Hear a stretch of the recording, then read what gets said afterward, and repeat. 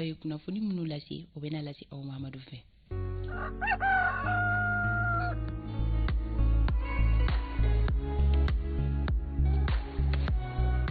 Bi tarata don kibaru di sɛbɛnw ɲɛ fura fɔlɔ ko cogo di? U ye kuma caman fɔ minnu na maa caman yɛrɛ ja b'a la kunkolo caman yɛrɛ fana b'u kan fɔlɔ ye Eco Media ye ale kɔni ye zolen da Mali jamakulu kan ko place de l'indépendance le Mali s'oppose aux sanctions de la CEDEAO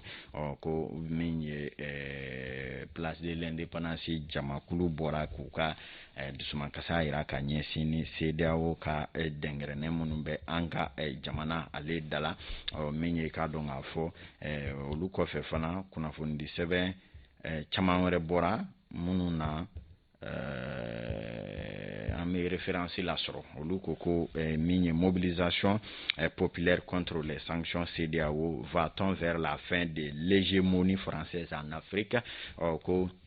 an bɛ u jama bɛ ka fara ɲɔgɔn kan mun kɛ nin ye bi ka ɲɛsin ɲakili ninnu ma ko maa bɛ se k'a fɔ nin ye faransi ka samuru daga kisɛ bilen bulitɔ ye ka bɔ farafinna bɛɛ dala sa wa Mali Tribune olu ye kuma di ɲagalen bagaɲɔgɔn ma o min ye jɛkulu dɔ African Security Sector Network ma ɲɛma ye k'a ko la médiation de l'Algérie paraît la plus raisonnable ko sigikafɔ kɔnɔna ani surunadoli nasiratigɛ la ko ale kɔni dan bɛ Algérie ka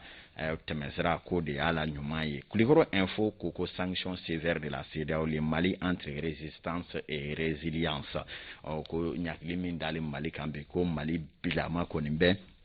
kɛkisɛya ni muɲu yɛrɛ de ni ɲɔgɔn cɛ o ye Kulikɔrɔ info ka kuma ye. Reporter olu ko après les sanctions de la CEDEAO infligées au Mali une mobilisation gigantesque du peuple pour dire non et soutenir les autorités de la transition. Kassim Traoré n'a ka jama kumana olu ko ɲakili ninnu kɔfɛ ko min ye jama kɔni bɔra de i ko laharambolonba walasa k'u ka dusumankasa yira ka ɲɛsin CEDEAO ka hakilinaw ma ani k'u ka dɛmɛ sɛmɛntiya ka ɲɛsin furancɛ faga ma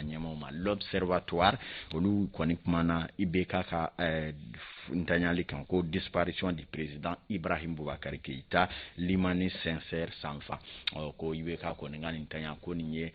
buna hadamaden tɔgɔtɔba jɔnjɔ yɛrɛ kɔni dɔ ntanyalen ye an ka jamana kɔnɔ les confidents ginotigi ko sanction de la CEDEAO le peuple exprime son désaccord à travers des meetings de grande envergure ko jamanadenw y'u ka dusumankoya ni sɔnbaliya jira ka kɛ ni jama bɔli ye ka ɲɛsin CEDEAO ma. L'alerte ale ko nervosité du prix des denrées les fourberies des commerçants aux autorités de la transition min ye k'a dɔn k'a fɔ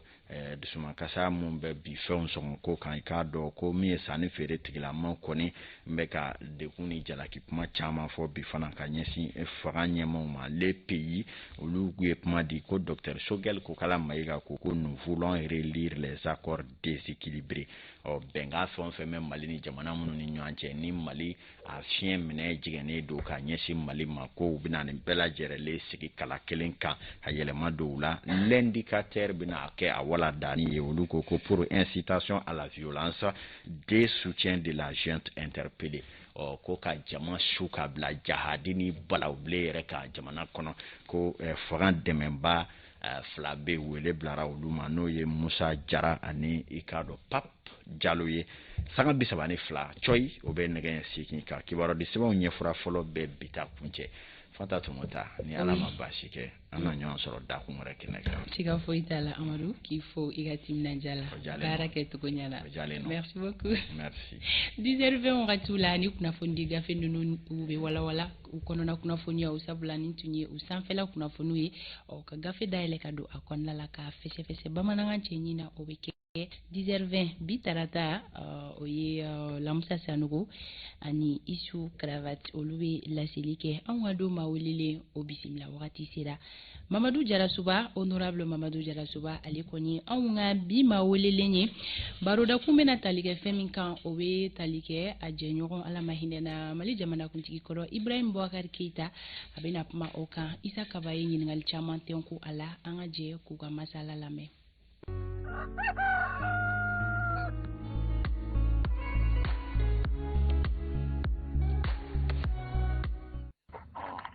Honorable Mamadou Jarasuba, ini sɔgɔma. cité na honorable Jarasuba ambado ka fo RPM tonde ni oye Ibrahim Bokar Keita ala mahinara ale ka ton nga ka faroka siga foite ala iye Ibrahim Bokar Keita yɛrɛ masuruna mɔgɔ baye al ton yɛrɛ kɔnɔ kibariya sɔrɔla karidon ka fɔ ko ala ye a miniji dɔgɔya a ka kan o wagati maa minnu ye a masuruna mɔgɔw ye ka kuma di olu ma e min ye Ibrahim Bokar Keita masuruna mɔgɔ ye mɔgɔw bɛ président Ibrahim Bokar Keita yɛrɛ de dɔn nga adamaden Ibrahim Bokar Keita ye jɔn de ye honorable Jarasuba isa kaba ika kɔrɔfɔ nin jara ne isa kaba ala ye bi don de yira na n'o ye Ibrahim ka don laban ye bi dimanche kalo tile 16 2022 a ka so sɛbɛnni kɔrɔ dɔgɔkun damadama de tɛmɛ n'a jɛ san 77 la ala b'u b'a fɔ o de y'a to b'a fɔ san 76 k'a sɔrɔ dɔgɔkun damadama o tɛna kɛ san 77 ye donc ni ala ye o denw yira an na a fana k'a dɔn k'a fɔ anw bɛɛ bɛna taga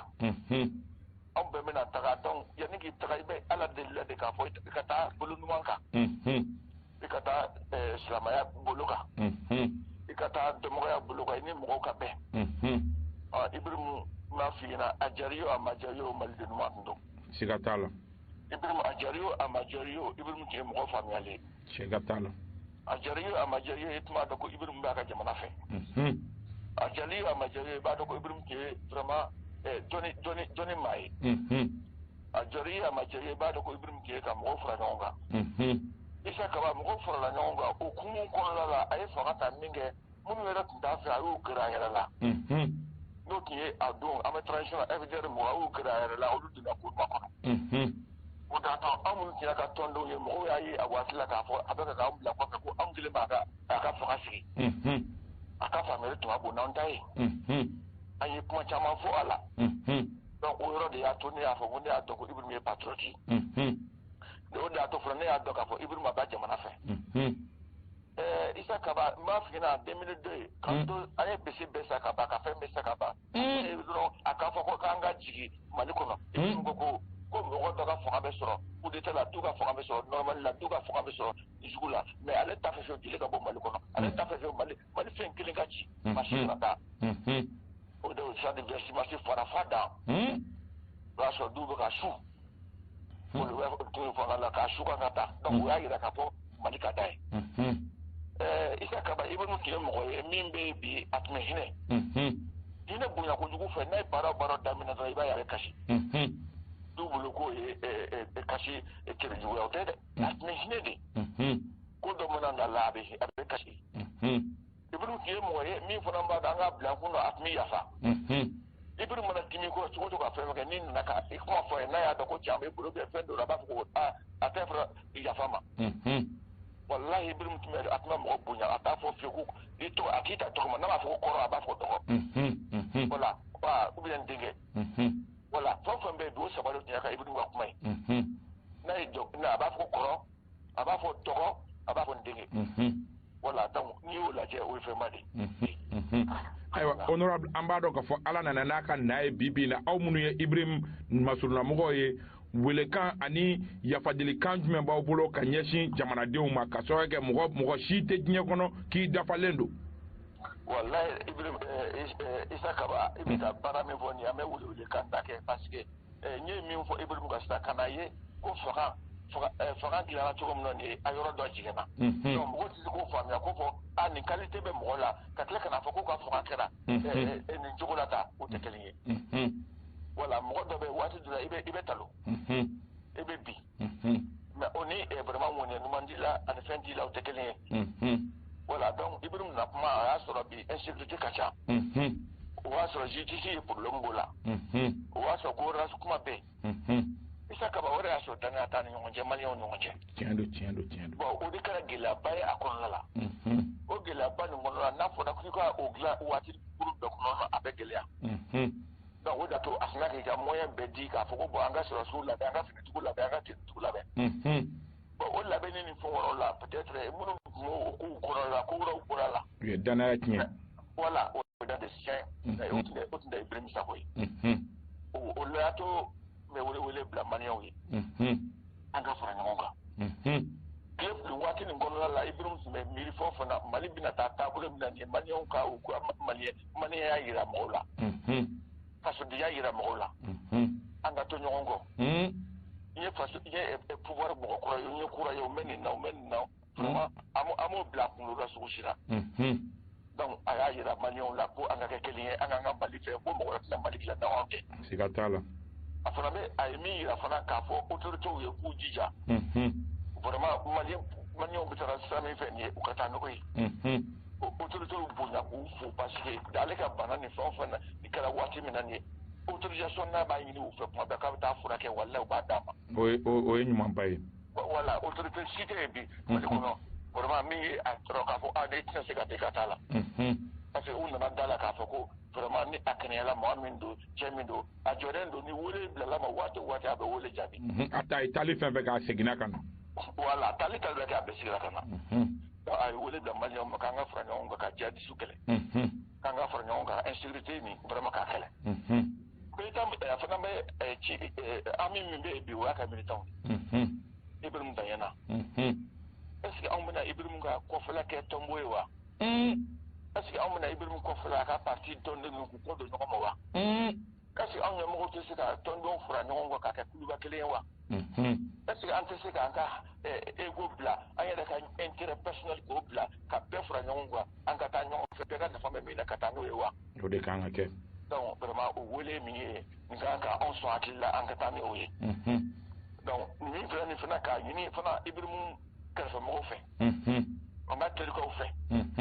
ni ga quelle soirée ka fa ko vraiment ibe do la civilité wa ni bina do ni bina ta 2000 ka so vraiment alhamdulillah il fait un mo bi sa fait mais nakal donc vraiment ka faut la c'est manioma ka do nge aka famille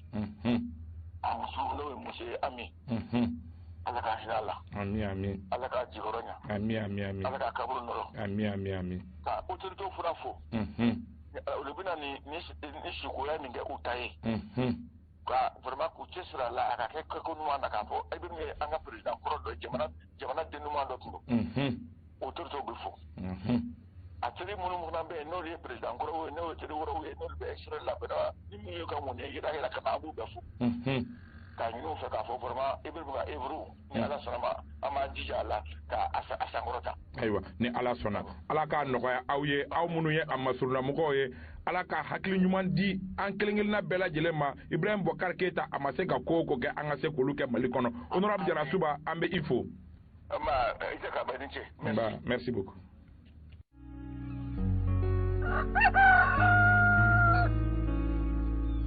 Honorable Mamadou Jarasuba on a do ma welelen tuno famille ko nyuma bela jilin ko soro aka fota wula isa kaba ali kuma sola soro amedo anga wala walali babu olu konnala so madina isa kaba bena wala walali ke awi puma min kan o betali ke accord de défense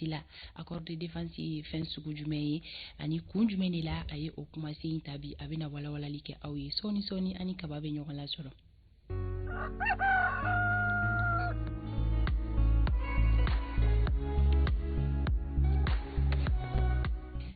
Kaba Sylvie Insoroma. Andate mota ni sonjale me songora fa folie di ima ka songora fa folie di alama bogona fle bogo bela jelema ani Amadou El Kodare accord de défense mba ni nyokanche amena afara ka bo ni nyokanche parce que songora la ile attaquer oui ka klaka Youssouf tapo fena attaquer mbado yoro Youssouf ye bozo mori de ate min kala mo yoyi arrête Youssouf ka bozo yana ka bolo do gono bo ako mo fe ndo diko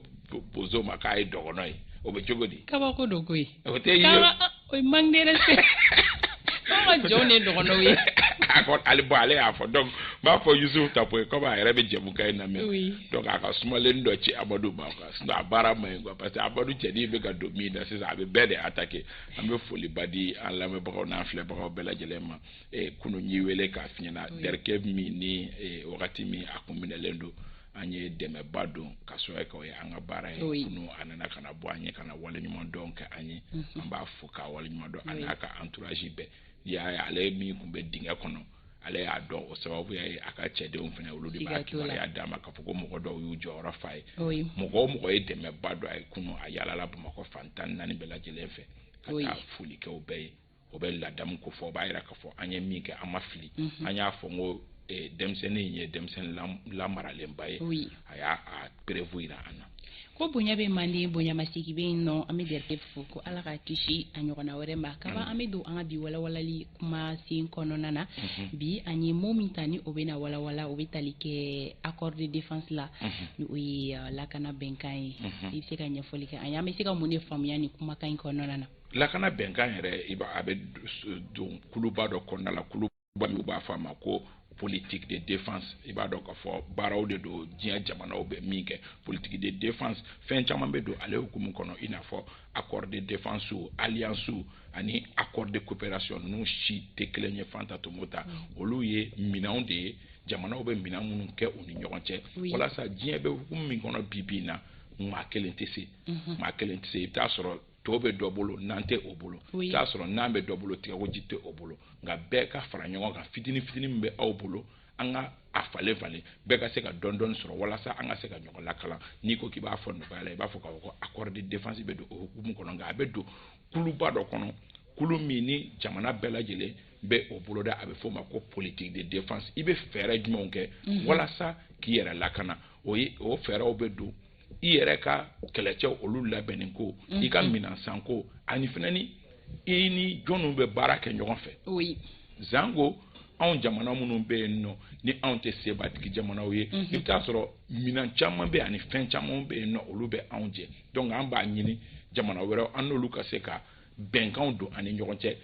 accord de défense ye o bɛnkanw ɲɔgɔnnaw ye bɛnkan minnu ni a bɛ ani jamana caman ni ɲɔgɔn cɛ nka ani min ta ka bon kosɛbɛ o ye faransi de ye n'i y'a ta ka jateminɛ donc o accord de défense ninnu tuma dɔw la i bɛ taa sɔrɔ a bɛ kɛ base min kan basew tɛ kelen ye dɔw bɛ kɛ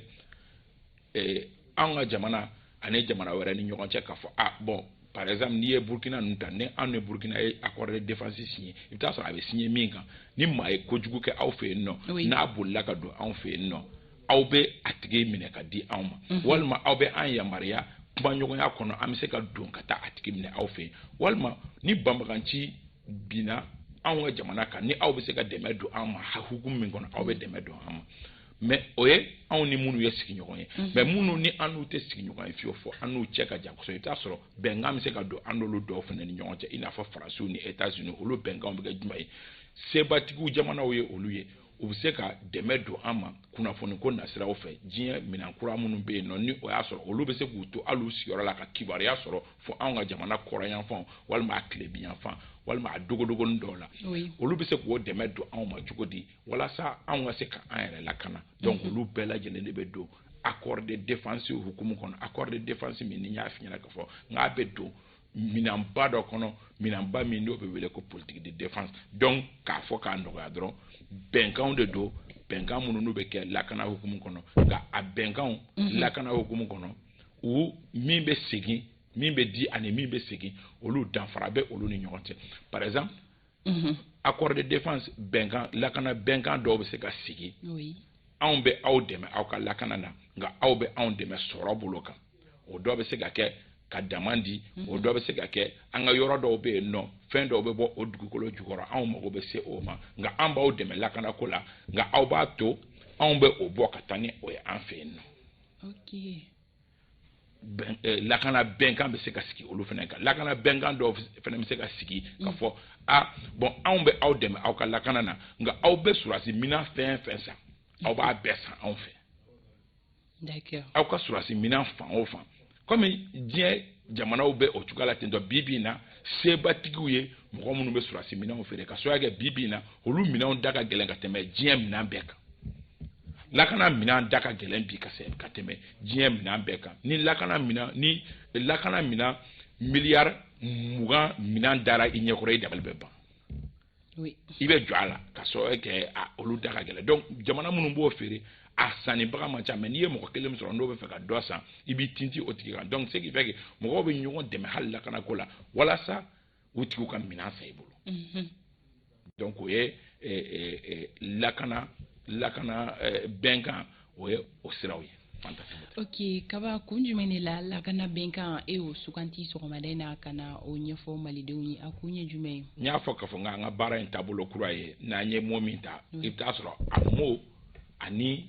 kunnafoni bɛ an ka jamana kunkan ani olu bɛ taa ɲɔgɔn na tile filanin na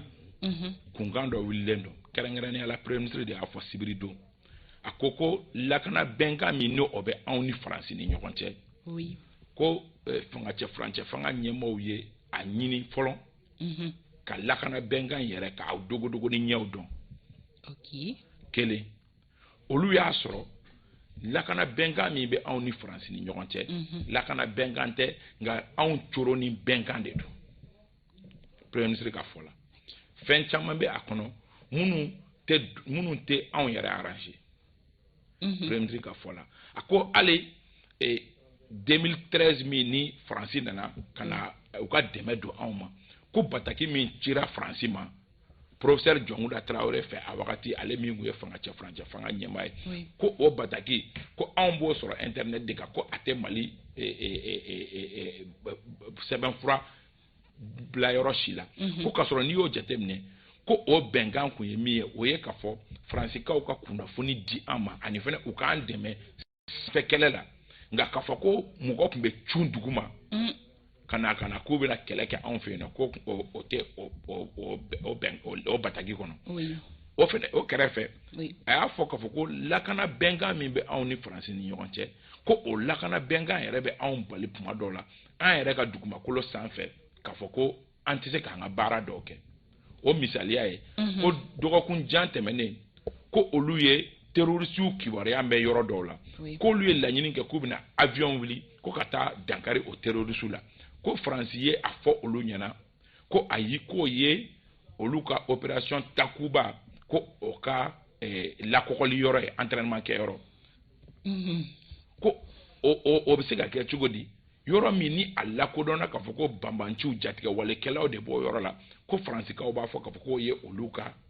lakɔgɔli yɔrɔ ye donc min da ka di olu la bi na ale yɛrɛ ka fɔ la min da ka di Mali la o ye bɛnkan sɛbɛn min bɛ Mali ni faransi ni ɲɔgɔn cɛ ni a tigɛnɔbilala san 2014 Bandaw n'o tun ye lakana ministre a wagati ani Jean-Yves Le Drian n'o tun ye faransikaw ka lakana ministre a wagati bi na ale ye u ni jamana wɛrɛ cɛ ko ɲɛnabɔ ministre ye olu minnu y'o tigɛnɔbila ko fɔ k'o bɛnkan sɛbɛn bɔrɔtɔ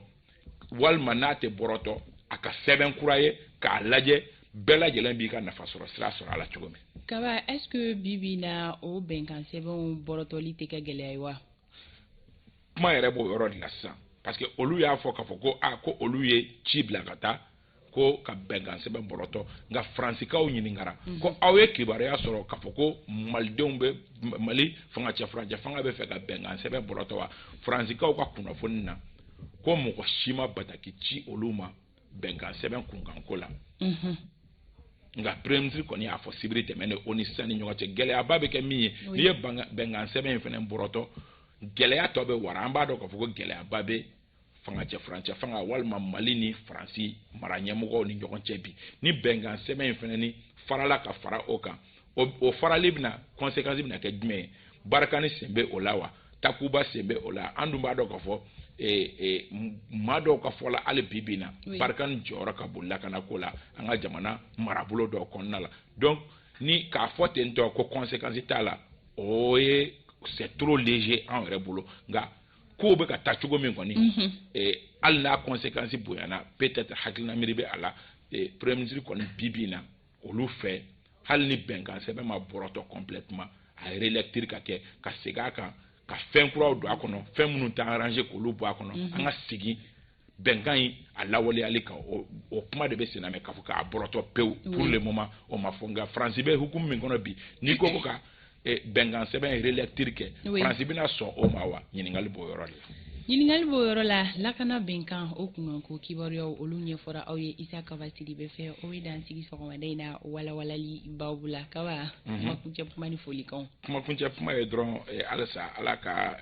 jamana basigi o ye kuma yɛrɛ la nafamaba ye ka jamana basigi jamana ɲɛmɔgɔ ka hakili ɲuman d'u ma u ka se ka baara ninnu kɛ ka ɲɛ ani an bɛ foliba di lamɛnbagaw bɛɛ lajɛlen ma u mana kɛ fan o fan kɛrɛnkɛrɛnnenya la alu jara ni Gimba national terikɛ don jamukan in tɛ fɔ a kɔ an bɛ Hélène fo Hélène min madame Kalambiri an bɛ a fo k'a waleɲuman dɔn ka bɛɛ lajɛlen fo maa o maa ni u bɛ temps ta sɔgɔmada fɛ ka jamukan in lamɛn an b'u bɛɛ fo.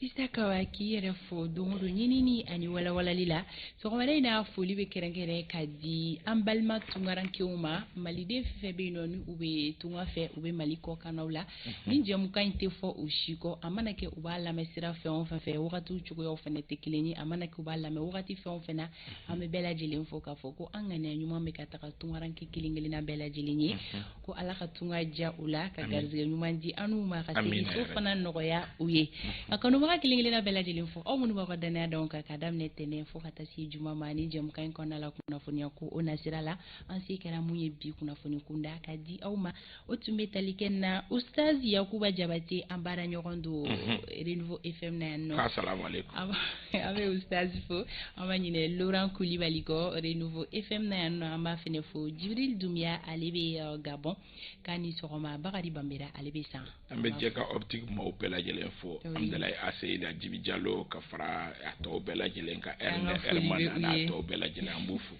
ko Dawuda Magajan sɔgɔma an bɛ Moriba fo an b'a ɲinɛ Salim Traoré kɔ ka bɔ Mamari Bugu la an bɛ an kanubaga kelenkelenna bɛɛ lajɛlen fo Elhaji Seydou Patrice Damele k'a ni sɔgɔma an bɛ bi jamukan datugu yan yɔrɔ la nɛgɛ kanɲɛ 9 Adel Samake ale bɛna dugu kunkan ko kɛnɛ sigi sini sɔgɔma 7h15 ani Alama Basi kana an bɛ segin ka ɲɔgɔn lasɔrɔ